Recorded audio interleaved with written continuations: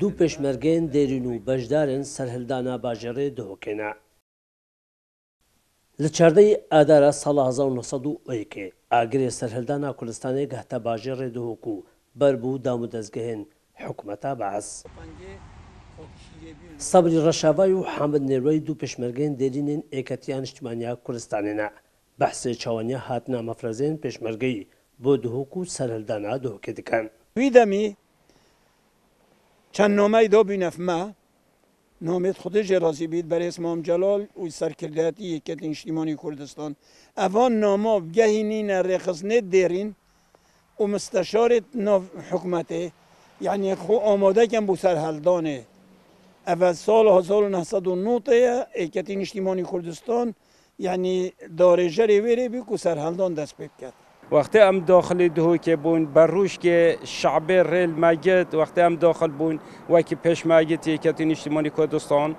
یعنی ام گشتینا نو باجر دهوکه شر سر امنه شر که گلای مزنه شعبات چیتا امنه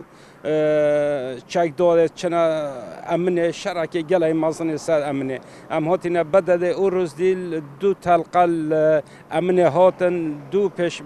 دو هەواڵاتی بێمانێ بەدیندا بوون. هاتنە پێشمەرگەی و پارتیزانیە بۆ سەرهەلدانا دهۆک بڕێکار ڕێخستنên نهێنیên ئێکەتیا نیشتیمانیا کوردستانê بوو.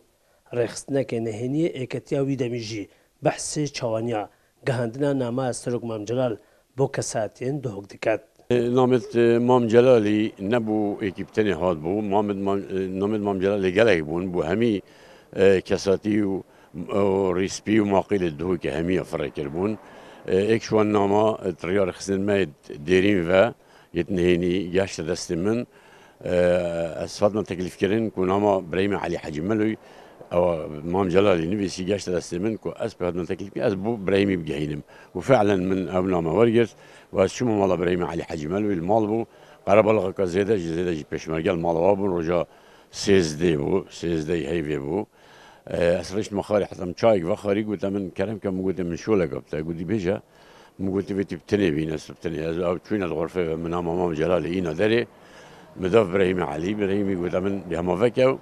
وتبهم بخينا ما دكيبهم بخين من أما بخان. لشاردي أدار صلاة 1991 بپشتوانیا مفرزه و رخصتن نهینین ئێکەتیان نیشتیمانیا کوردستانê خەڵکێ دهۆک بە هەموو پێکهاتە و تەف ژیان جداوە لە دژی حزبە بەعەس ڕاپەڕین و دام و دەستگەهێن وانش ناوبرن.